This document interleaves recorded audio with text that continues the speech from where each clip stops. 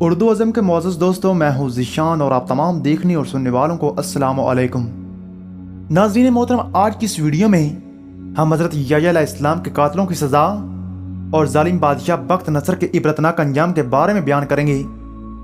حضرت امام جعفر صادق علیہ السلام فرماتے ہیں، بے شک اللہ تعالیٰ جب ارادہ کر کے اپنے اولیاء اور دوستوں کا انتقام لے تو وہ اپنی بہترین مخلوق کے ذریعے ان کا انتقام لیتا ہے، جیسا کہ اس نے یحییٰ بن زکریا علیہ السلام کا انتقام بخت نصر کے ذریعے سے لیا۔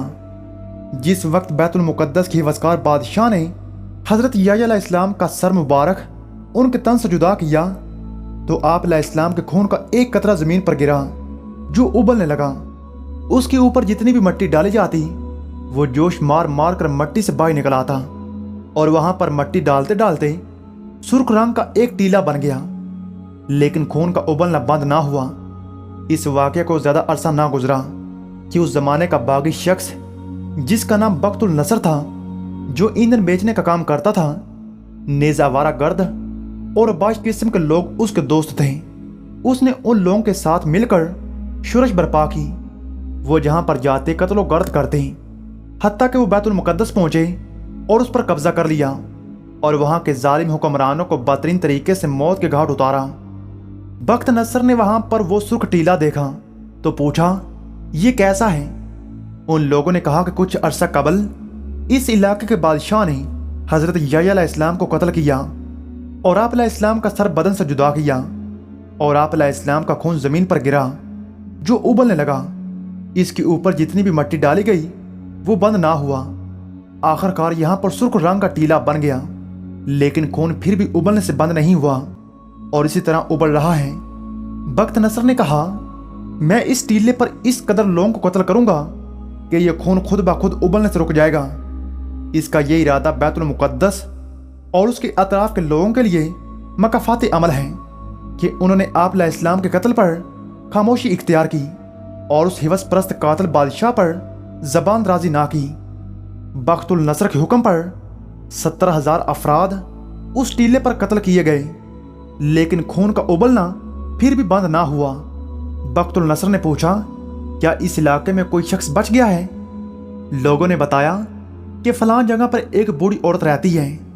اس نے کہا، اسے یہاں پر لا کر اسی ٹیلے پر قتل کیا جائے۔ سپاہیوں نے اس کے حکم کی تعمیل کی اور اسے اس ٹیلے پر لا کر قتل کر دیا۔ اس کے بعد خون ابلنا بند ہو گیا۔ بخت النصر شام، بیت المقدس اور فلسطین کو فتح کرنے کے بعد بابل پہنچا، وہاں پر ایک شہر آباد کیا اور کنواں کھودا۔ اس کے بعد پیغمبر خدا حضرت دانیال علیہ السلام کو گرفتار کر کے اس کنویں میں ڈالا۔ ایک شیرنی بھی اس کنویں میں ڈالی گئی تاکہ انہیں پھاڑ پھاڑ کر کھائے۔ وہ شیرنی کنویں کی گیلی مٹی کھاتی رہی اور حضرت دانیال علیہ السلام کو اپنا دودھ پلاتی رہی۔ ایک مدت کے بعد اللہ تعالیٰ نے ایک پیغمبر پر وحی نازل کی کہ فلاں کنویں پر جائیں اور دانیال علیہ السلام تک کھانے پینے کا سامان پہنچائیں۔ وہ پیغمبر کنویں پر آئے اور آواز دی، اے دانیال۔ حضرت دانیال علیہ السلام نے کہا، ہاں میں بہت دور سے آواز سن رہا ہوں۔ اس پیغمبر نے کہا، اے دانیال، آپ کے خدا نے آپ پر سلام بھیجا ہے اور آپ کے لیے کھانے پینے کا بندوبست کیا ہے۔ اس کے بعد کھانے پینے کا وہ سامان ڈول کے ذریعے نیچے پہنچایا۔ حضرت دانیال علیہ السلام نے خدا کی حمد و ثنا کی اور بے حد شکر ادا کیا۔ اسی زمانے میں بخت النصر نے عالم خام میں دیکھا کہ اس کا سر آنی اور پاؤں تانبے کے اور سینہ سونے کا ہو گیا ہے۔ جب وہ بیدار ہوا تو اس نے ستارہ شناس لوگوں کو حاضر ہونے کا حکم دیا اور کہا، میں نے نیند کے عالم میں کیسا خواب دیکھا ہے؟ ستارہ شناس لوگوں نے کہا، جو کچھ تم نے خواب میں دیکھا ہے وہ بیان کرو تاکہ ہم اس کی تعبیر بیان کریں۔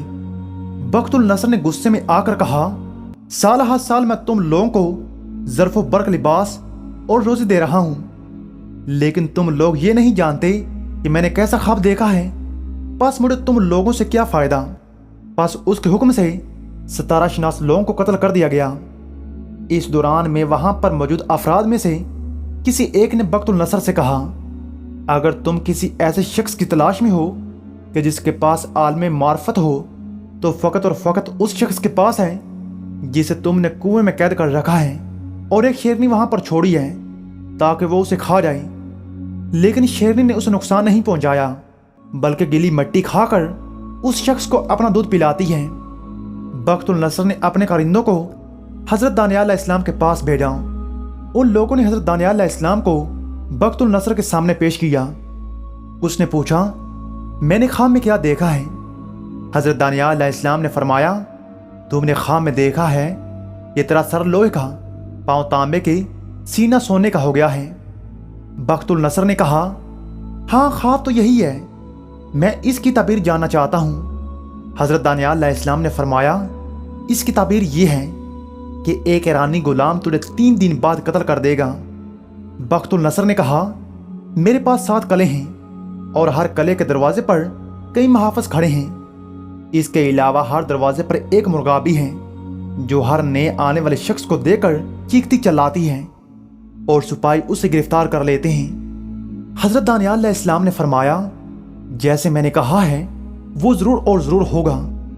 बख्तुल नसर ने बतौर एहतियात अपने मखसूस लश्कर को तैयार रहने का हुक्म दिया और कहा, जो भी नाआशना शख्स नजर आए उसे कत्ल कर दिया जाए।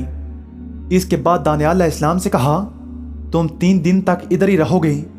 अगर ये 3 दिन सही और सलामती से गुजर गए और मुझे कुछ ना हुआ तो मैं तुम्हें कत्ल कर दूंगा।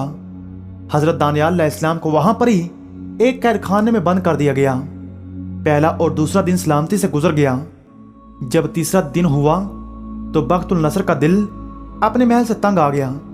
उसने इरादा किया कि वो महल के सेन में थोड़ी देर के लिए चले फिरे और ताज़ा हवा खाने के बाद दोबारा अपने महल में पलट आए। इस तरह ये तीसरा दिन भी सलामती से गुजर जाएगा। जब वो अपने महल से बाहर आया तो उसकी मुलाकात एक ईरानी जवान से हुई जिसे उसने अपना बेटा बनाया हुआ था, लेकिन उसे ये मालूम ना था कि वो ईरानी है। उसने उसके हाथ में अपनी तलवार दी और कहा, मेरे बेटे ज़रा होशियार रहना कि कोई भी महल में दाखिल ना हो। जो भी महल में दाखिल हो, कहा मैं ही क्यों ना हूँ, उसे कत्ल कर दो। ईरानी गुलाम ने तलवार हाथ में थामी और थोड़ी देर बाद बख्तुल नसर अपने महल में दाखिल हुआ। उस गुलाम ने उस पर हमला करके उसे कत्ल कर दिया।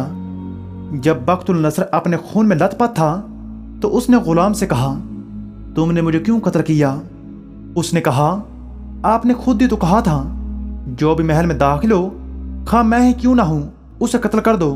तो मैंने आपके हुक्म की तामील की और मैंने आपको कत्ल कर दिया और मैंने आपके फरमान पर अमल किया है। बख्तुल नसर ने वहां जितनी भी फरियादें की, किसी ने कोई भी ना सुनी और आखिरकार वो हलाक हो गया और यूं आवाम को उसकी शर से निजात मिल गई। नाज़रीन, मैं उम्मीद करता हूं कि आज की ये वीडियो आपको पसंद आई होगी। अगर वीडियो पसंद आए, वीडियो को लाइक करें, अपने दोस्तों के साथ शेयर करें, हमारे चैनल उर्दू अज़म को सब्सक्राइब करें। आपका शुक्रिया। मिलते हैं एक नई वीडियो के साथ, तब तक के लिए अल्लाह निगहबान।